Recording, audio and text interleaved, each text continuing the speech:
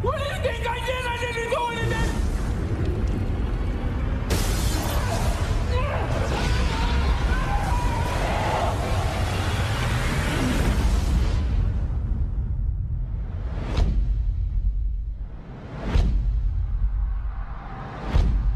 I'm having these dreams.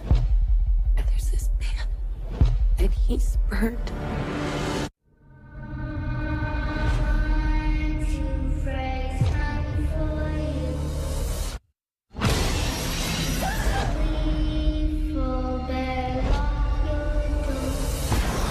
Don't fall asleep.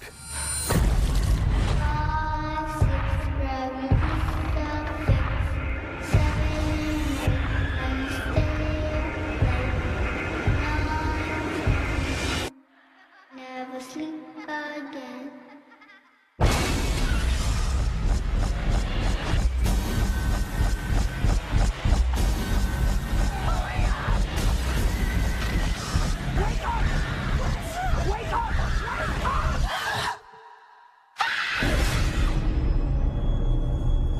You have nothing to worry about. This won't hurt one little bit.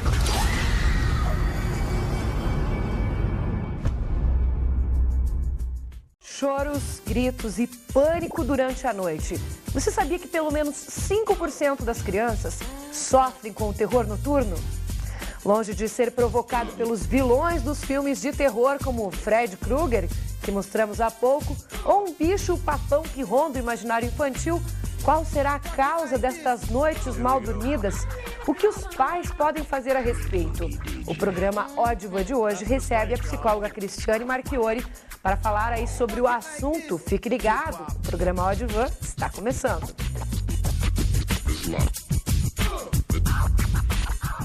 Cris, bem-vinda ao programa novamente. Hoje um tema um pouquinho tenso, né, Cris? Com certeza. Para a gente começar, o que é o terror noturno? Então, é exatamente isso que você colocou. A pessoa acorda gritando, num pânico, como se fosse morrer mesmo, respiração bem alterada, às vezes ela tem sudorese, tem uma série de sintomazinhos que indicam pânico total, né? E normalmente ela está inconsciente. Ela começa a gritar, sai correndo, ela quer se defender, ou ela, enfim, ela está vivenciando como se fosse uma alucinação, mas não é. É uma imagem interna do medo, um medo bastante exacerbado. Se debate bastante. Então, se você acorda, e não tem uma noite tranquila, se né? você acorda a pessoa, ela vai estar... Sabe, você pergunta o que aconteceu, ela não sabe explicar o que aconteceu. Ela só sabe dizer da sensação de terror que ela está sentindo. Então, ela não tem um enredo daquela, eu estava sonhando com tal coisa assim, assim. Ela não sabe contar isso. Mas a sensação maior é medo, um terror muito grande. Cris, muita gente não sabe o que é, outros confundem terror noturno com pesadelo. O Félix Calderaro foi às ruas ouvir o que o pessoal pensa a respeito. Vamos lá? Antes de mais nada, você costuma dormir bem? Durmo muito bem. Você costuma ter sonhos, pesadelos e lembrar deles depois? Sim. Tem algum, assim, um pesadelo que você teve, que você lembra, que ficou uma coisa realmente marcante, que foi muito terrificante pra você? Não. Nenhum, assim. Não, eu sonhei que tinha caixões, assim, e os caixões eram com as pessoas mortas da minha família. Nossa, eu fiquei com muito medo. E assim, quando eu tenho pesadelo, geralmente me dá muita sede. E aí eu fiquei com medo de levantar, tomar água. Ai, verdade que foi esse pesadelo pior, assim, porque pessoas da família é triste, tipo, né? Não tenho nenhum pesadelo que marcou a minha vida, não. Tem algum segredo para ter um sono tranquilo, sem pesadelos? Estar bem com a vida. Alimentação, correr bastante, corrida, eu faço corrida 10 quilômetros, tá? Um dia sim, um dia não. Eu tenho bastante preocupações, assim, e tenho insônia, tenho bastante insônia. Tem dias que eu tô inquieta, eu fico ansiosa, antes de dormir eu não consigo dormir. Quando eu vou pegar no sono é 6 horas da manhã, né? Hoje em dia, uma pessoa nova falando isso acha que é brincadeira, mas na verdade muitos adolescentes hoje em dia têm isso, né? De não conseguir dormir e tudo mais. Silvana, você costuma ter boas noites de sono? Às vezes, costumo ter pesadelo também. Quando você acorda, você lembra desses pesadelos? Às vezes sim. Tem algum que você se lembra agora que tenha sido realmente aterrorizante pra você? Ai, meu Deus. Que eu lembre. Ai, são vários que eu tenho, acho que eu tenho problema, sabe? Eu sempre tenho problema com pesadelo, aranha, bicho, assim. Pesadelo com bichos, assim. Isso. Algum dia você já acordou tão assustada com um bicho, com algum pesadelo, que você chegou a gritar, assim, ficar realmente alterada? Já. Eu lembro, eu sonhei com a morte do meu pai. Eu sonhei que ele estava morrendo e eu acordei desesperada, assim, tipo, acordei num grito. Foi só um grito que eu dei, eu levantei e fiquei assustada e tudo, nervosa. Mas depois passou e eu vi que era só um sonho, que nada tinha acontecido. Bom, que eu me lembre, não pesadelo, mas é um sonho de terror, praticamente.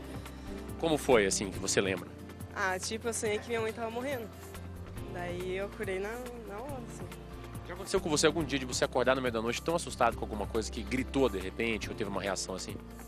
As panelas batendo. Panela batendo? Panela batendo. Você já ouviu falar de terror noturno?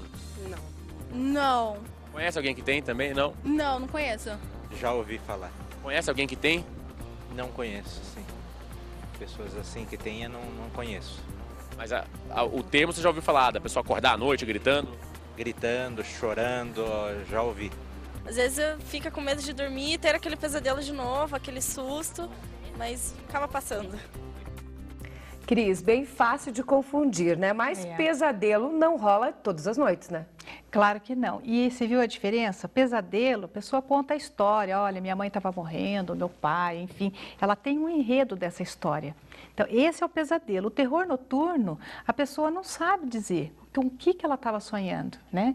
E, por exemplo, é diferente também das criancinhas que são crianças que têm medo do escuro, então elas acordam durante a noite, está escuro, então daí elas expressam aquele medo de choro. Isso não é terror noturno. Então, isso é uma outra questão. Então, a criança tem uma crença do escuro, alguma coisa, do bicho-papão, aquela coisa do monstrinho, enfim, faz até parte um pouquinho da idade dela, né? É isso que eu ia te perguntar, no dia seguinte a criança lembra de alguma coisa? No terror noturno, não, mas assim, dos sonhos maus, então os pesadelozinhos, aquela sensação de medo de alguma coisa, elas relatam, elas contam, né?